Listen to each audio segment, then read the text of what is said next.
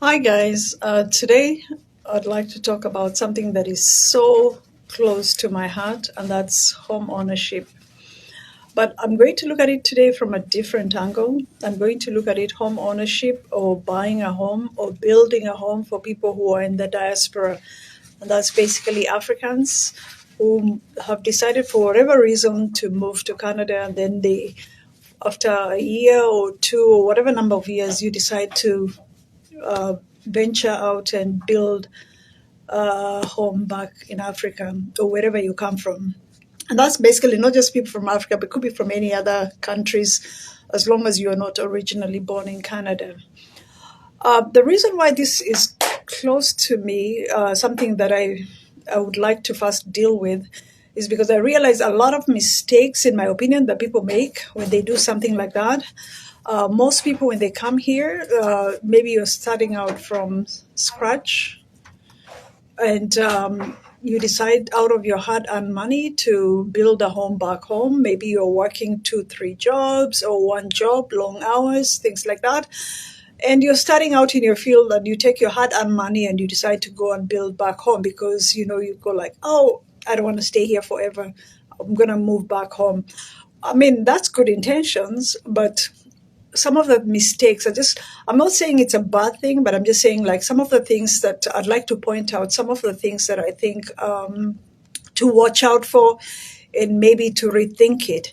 Number one of the first thing I've noticed is most people come in and they say, oh, I'm going to stay 10 years and I'm going to move out.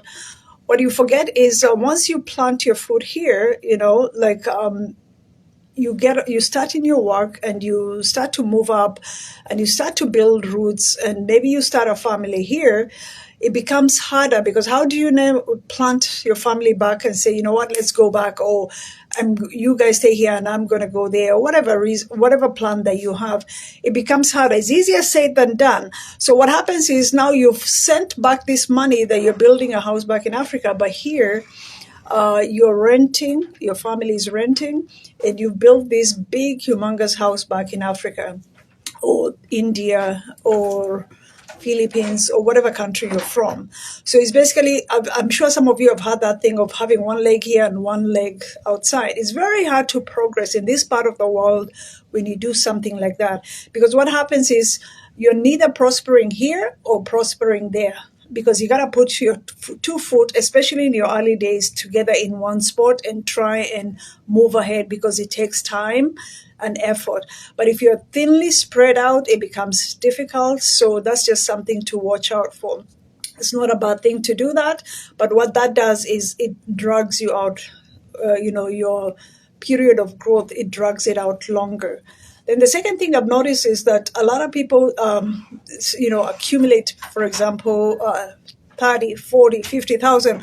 And every month you're sending that money to whatever country that you came from in order to build a house that you probably will never live there the next 20, 30 years. It's a reality, but just most people don't accept that.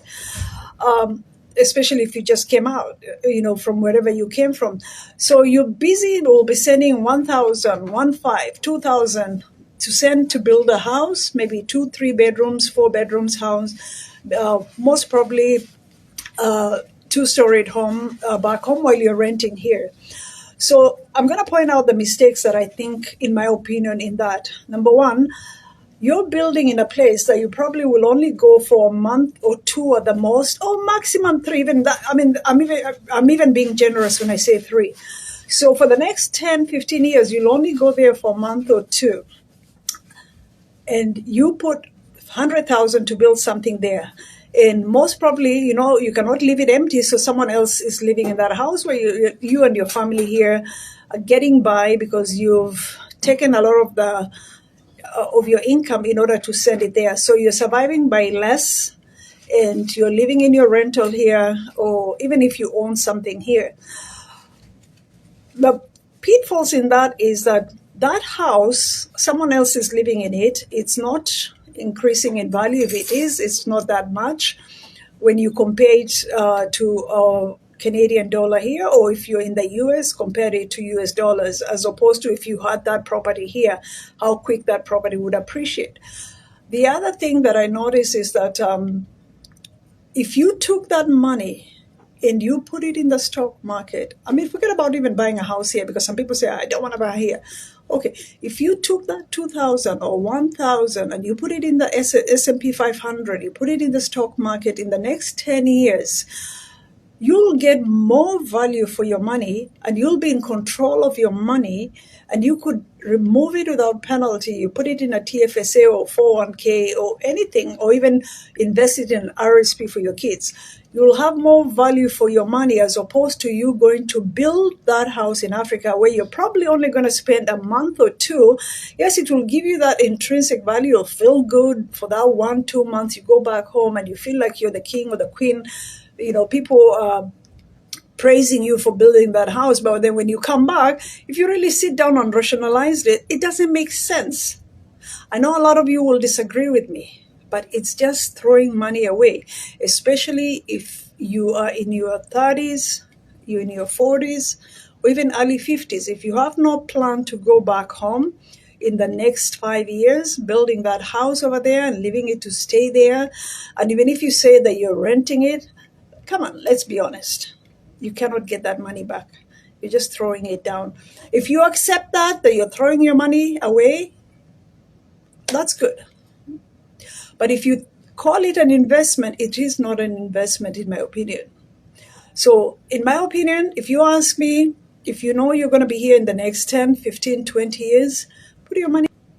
Yes, there's risks. There's nothing in life where there are no risks, especially if it has to do with money. But the risks are managed. There are many ways to manage it in the stock market. And at least your money will have growth and it will make sense for you and for your kids. And then the other reason that one of the other pitfalls that I thought about was that people, I hear all these reasons where people say that, oh, I don't want to stay here in the winter, whatever it is. Okay, you come here in your 20s, you come here in your 30s, and you start a family. What you don't realize is the reality is very unlikely you're going to leave your family here. And you decide to go build a house, you'll probably stay there for what, 2, 3, 4 months? It doesn't make sense. There's no business sense in it. So if you ask me, why not put that money in your growing years, in your youth years, in your 20s, in your 30s, put it in the stock market, then when it's compounding is the eighth wonder of the world. These are things that, nobody will tell you. Very few people will tell you. A lot of people will encourage you to go build, because it's not their money, it's your money. Keep that in mind. Think about all the hours that you spend to get that money, and you're just going to go build something and someone else will live in it. You'll be there for a month too. If I'm wrong, say something. Put any comment, tell me how wrong I am. But most of you, if you sit down and think about it, you'll know that I'm very right. That's money wasted. That's money that you're just throwing away. That's money that does not bring any return for you. At the best, very minimal return. It comes with a lot of risk, maintenance. You're not there to maintain it. You have no control over it. At least in the stock market, if you don't like it, if you put in a TFSA 401k, you remove your money. You can put it into anything else, something else. I mean, image-wise, maybe back home it may not do well for you, whether you come from India, Philippines, or something like that. I guess ideally you want a home that you believe it's there, it's for you. It gives you a sense of ownership. But there's nothing as a sense of ownership as money that you can touch anytime you want. And that's what the stock market does for you. So that's my 2 cents. I'll come back to this topic in another video. Stay tuned and follow me. Thank you.